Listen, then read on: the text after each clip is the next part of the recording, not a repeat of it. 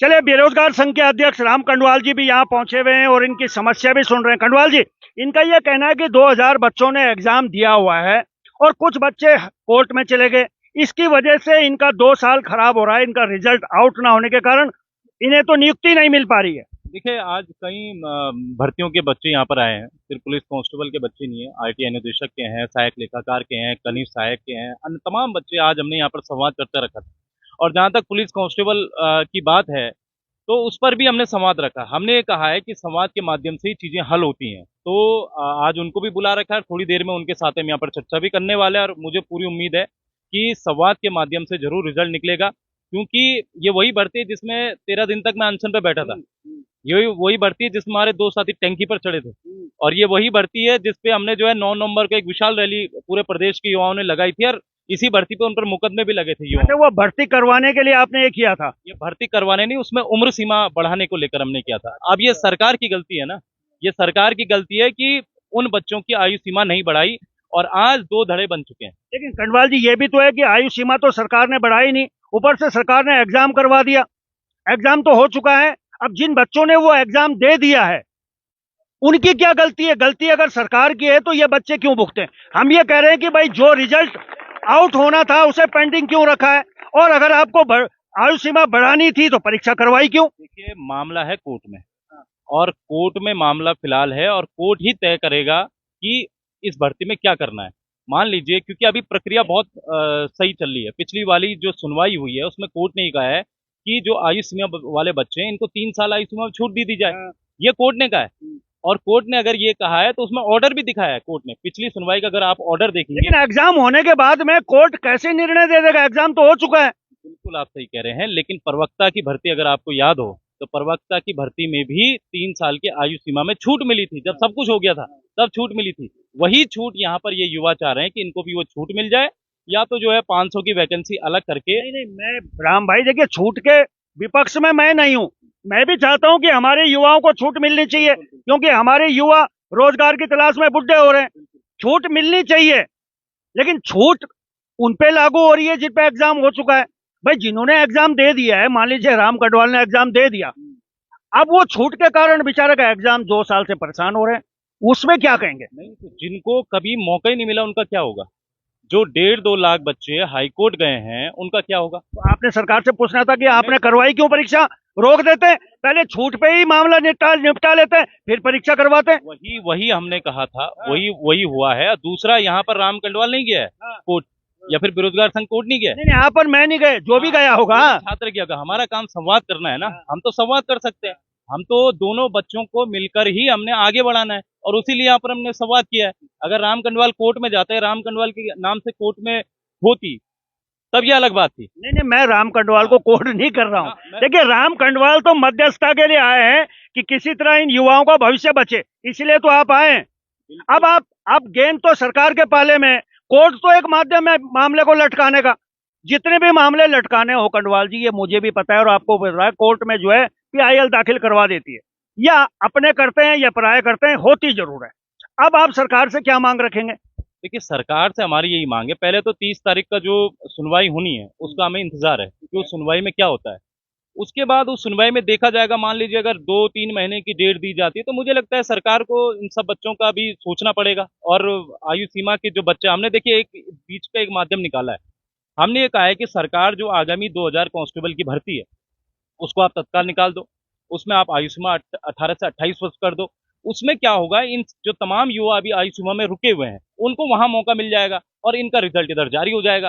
तो वो हमने सरकार से बातचीत की। वो अभी शैलेश बगोली से भी हम मिले थे, मुख्यमंत्री पुष्कर सिंह धामी से भी हम मिले थे। वहां भी हमने यही बात की कि अगर आपको इस मैटर को सॉल्व करना है तो तत्काल 1 महीने के भीतर आप इस वैकेंसी को ला दीजिए 2000 की।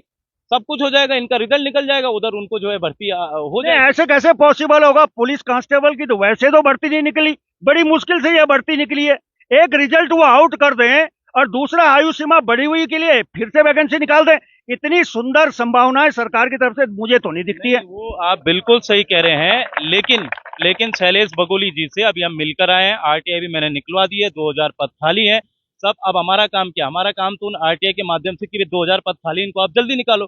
हम तो कोशिश कर सकते हैं और वही कोशिश हम कर रहे हैं। यहाँ तक कि मुख्यमंत्री पुष्कर सिंह धामी ने भी कहा है कि 2000 पद खाली हैं, और उसके बाद हमने तुरंत आरटीआई भी लगाई और अन्य माध्यमों से भी पता किया, तो 2000 पद आ रहे हैं। लेकिन लेकिन वही है कि सरकार का विश्वास नहीं कर सकते हैं, उसी को लेकर ये संवाद है, और संवाद के माध्यम से आगे हम बढ़ेंगे। आज देखते हैं इसमें जो भी फैसला होगा। अच्छा, एक मामला भी और भी है, पीछे भी एक भर्ती परीक्षा रद्द हुई थी, तो ये रद्द वाला मामला भी बड़ा युवाओं को डराता है। किसी तरह कोई भर्ती अगर रद्द हो जाती है तो बड़ा दिक्कत होती है, और कहीं अगर कोर्ट में मामला है और कोर्ट ने कुछ ऐसा निर्णय दे दिया, फिर क्या होगा? नहीं, रद्द कैसे हो सकती है भर्ती? ये भर्ती रद्द कैसे हो जाएगी पुलिस भाई कांस्टेबल? अगर वो कह रहे हैं कि आयु सीमा बढ़ाए जाए, आप कह रहे हैं दोबारा से एक और परीक्षा करवाई जाए। हमने दोबारा कब कहा है? हमने दोबारा एक नहीं और किया है। वैकेंसी। छात्र ये चाह रहे हैं जिन्होंने केस लगाया, ये राम कंडवाल नहीं चाह रहा है, फिर से आप वो कर रहे नहीं हैं। नहीं, मैं राम कंडवाल से सवाल कर रहा हूँ, हाँ बिल्कुल। मैं ये नहीं कह रहा हूँ आपने लगाया है। आप जो है राम कंडवाल से ये सवाल कर सकते हैं, लेकिन जो दूसरी तरफ, क्योंकि हमारा काम दोनों बच्चों को सुनना है, जो दूसरी तरफ का धड़ा है वो बच्चा ये चाह रहा है कि 3 साल की आयु सीमा में छूट मिले, और एक तरह से दोबारा से उनका फिजिकल हो, उन बच्चों का फिजिकल हो, और एक तरह से एग्जाम हो।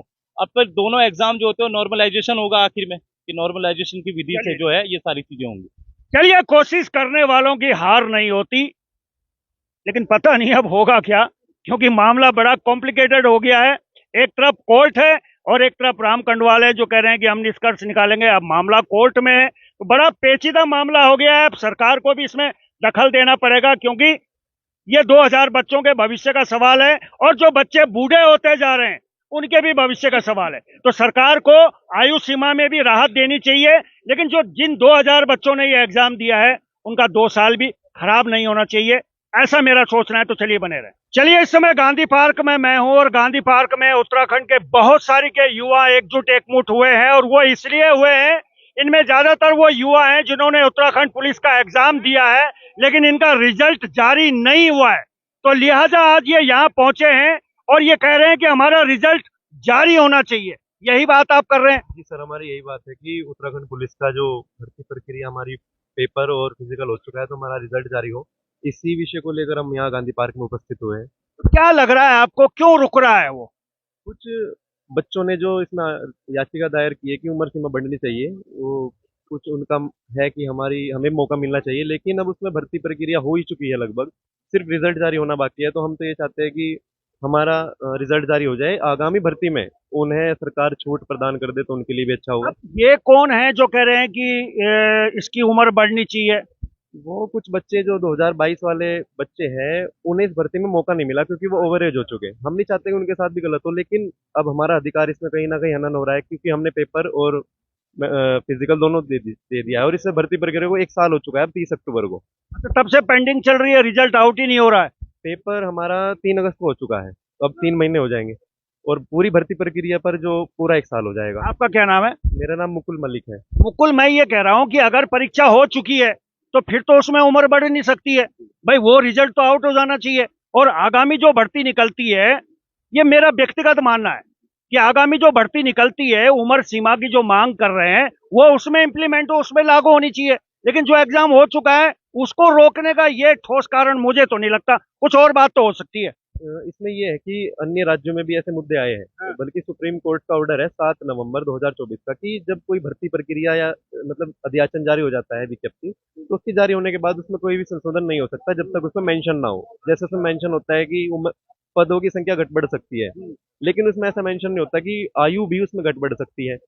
वो तो याचिका लगा के उन्होंने स्टे लगवा दिया है, ऐसा मुमकिन नहीं है कि प्रक्रिया होने के बाद उसमें हाँ, उम्र वही मैं संशोधन कह हो रहा हूँ। सके। अन्य राज्यों में ऐसे मामलों में उन्होंने खारिज ही कर दिया है वो। हमारे यहाँ थोड़ा लेट हो रहा है, हम तो चाहते हैं कि माननीय उच्च न्यायालय हमारी बच्चों की जो 2000 बच्चे इसमें पीड़ित हो रहे हैं, उनके अधिकारों का हनन हो रहा है, जो मानसिक उत्पीड़न का वो सामना कर रहे हैं, कहीं ना कहीं उन्हें राहत मिले, और 30 अक्टूबर को हमारा न्याय मिल जाए। न्याय मिल जाए।